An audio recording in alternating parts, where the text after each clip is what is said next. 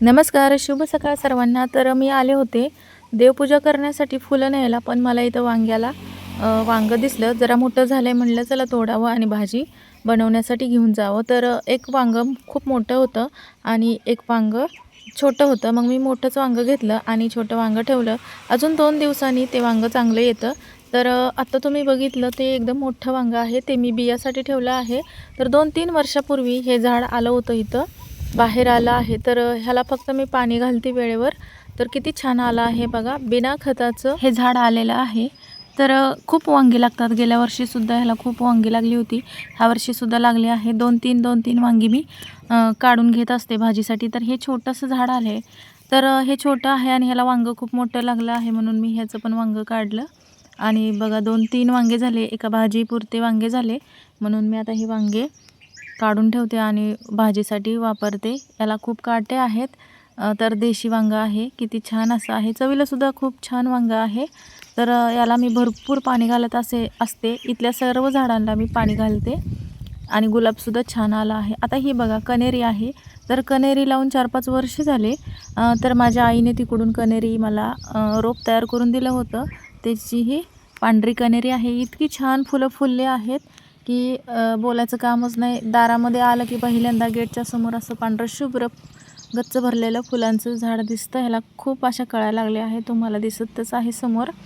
तर हे कण्हेरीचं झाड बरोबर मी रोडच्या साईडला दाराच्या जवळच लावलेलं आहे आणि हे दुसरं कण्हेरीचंच झाड आहे. ह्याला फुलं कमी आले आहेत.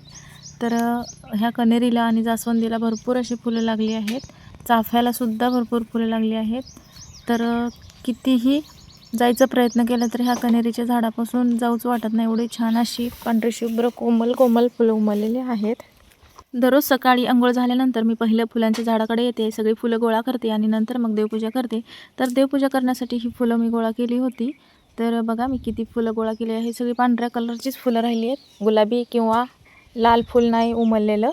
कण्हेरीला कायम फुल असतं. तर बघा ह्या कण्हेरीला आता तर खूप जास्त फुलं आणि कळ्या लागल्या आहेत. तर आता मला लाल गुलाबी कण्हेरीचं फूल लावायचं आहे. तर ते झाड मी लावणार आहे. तर आता पावसाळ्यामध्ये लावायचं नाही. हे बघा गुलाबाचं झाड किती छान आलं आहे. तर ही मम्मीनी मला दिली होती. 3-4 झाडं दिली होती आणि ती कुंडीतच तशीच ठेवली पिशवीमध्ये.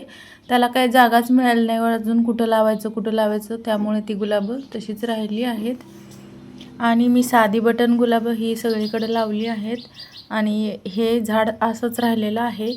तर बघा सकाळी सकाळी दारामध्ये रांगोळी झाली, तुळशीला पाणी घालून झालं आणि नंतर बघा मी चुलीवरती तुरीची डाळ, मिक्स डाळ घातली आहे. तर याच्यामध्ये तुरीची डाळ, मुगाची डाळ आणि मटकीची डाळ अशी मी डाळी मिक्स करून त्याच्यामध्ये टोमॅटो घालून शिजायला घातला आहे. तर बघा इकडं तुळस आहे आणि इकडं झाडं लावलेली आहेत. तर टोमॅटोलासुद्धा टोमॅटो चांगले पिकले आहेत. तर दररोज 1-2 पिकतात ते टोमॅटो. तर मी भाजीसाठी वापरते तेच टोमॅटो. आणि इकडे बघा झाडाला मोहर लागला आहे. चिमण्या चिवचिव करत आहेत. आणि आता देवाला फुलं मी कण्हेरीची घ्यायची राहिली होती. तर मी कण्हेरीची फुलं गोळा करून देवाला घेऊन जाते. देवपूजा करायला फुलं असली तरच पूजा केल्यानंतर खूप प्रसन्न वाटतं. नाहीतर सुनं वाटतं देवपूजेमध्ये. तर मला जेवढी फुलं देवाला घालेल तेवढी घालावीच वाटतात. पांढरी जास्वंदी आणि लाल जास्वंदी हे दोन्ही फुलं आहेत. पण ते आता झाडाला फुलं कमी आली आहेत. थोडे फुलं येतात. 1-2च फुलं असतात. पण कण्हेरीला खूप जास्त फुलं आली आहेत. म्हणून ह्या कण्हेरीची आणि मगाशी दाखवलं त्या कण्हेरीची मी फुलं देवाला वाहते. तर सगळे पांढऱ्या कलरचेच फुलं आता सध्या तरी उमललेली आहेत. तर होली हुकचं सुद्धा झाड आहे आणि त्याला गुलाबी फुलं आहेत. ते कधी मी देवाला वाहते. पण ते देवाला वाहिल्यानंतर लगेचच ते फूल सुकतं. दिवसभर ताजं राहत नाही. तर मी जास्त ती फुलं नाही घालत. ही फुलं घालते म्हणजे ताजी दिवसभर संध्याकाळपर्यंत ही फुलं ताजी राहतात. आणि इकडे गोखरणीचं पण फुलं आलेली आहेत. गोखरणीलासुद्धा आले. तर ते कटिंग केलं होतं. सगळं कट करून मी नंतर ते वेल वरती भिंतीवरती सोडला होता. आता त्याला चांगली फुलं लागलेली आहेत. तर मी तीसुद्धा देवाला घेतली. आणि ही आहे छोटी फुलं. तर ही काही मी देवाला घेतली नाहीत. एकदम दिसायला छान दिसतात. तर दररोज 1-2 फुलं उमलतात याचा गुच्छच असतो. पण दिसायला खूप सुंदर दिसतो हा. आणि इकडे बघा शेवगा कट केलेला ते आत्ता फुटलेला आहे, छान असा फुटला आहे.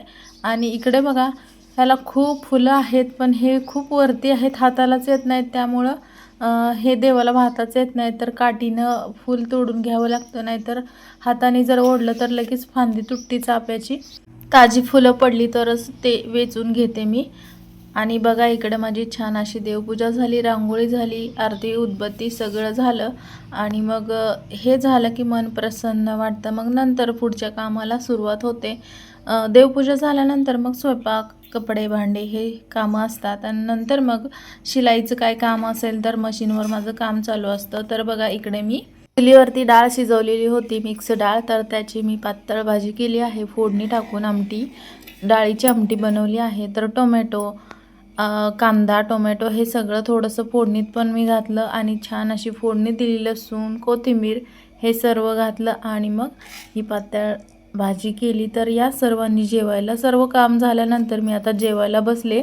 आणि नंतर मग जेवण झाल्यानंतर मग माझी बाकीची कामं मी करायला सुरुवात करते. तर ज्वारीची भाकरी, भात आणि ही डाळीची पातळ भाजी. डाळीची पातळ भाजी असली की भाकरी आणि भात खूप छान लागतो. तर ही थोडीशी डाळ काढली आहे, ज्यांना कुणाला आवडेल ते मीठ घालून अशी नुसती पण खातात. तर भातसुद्धा मी केला आहे. भाताला बघा लसूण, तेल आणि जिरी मोहरीची फोडणी देऊन असा साधा भात मी बनवलेला आहे. तर साधा भात शिजायला घालण्यापेक्षा फोडणी द्यायची आणि त्याच्यामध्ये मग नंतर तांदूळ धुवून टाकायचे, म्हणजे भाताला छान अशी चव येते. तर चला, व्हिडिओ आवडला असल्यास नक्की लाईक करा, शेअर करा. Bye bye.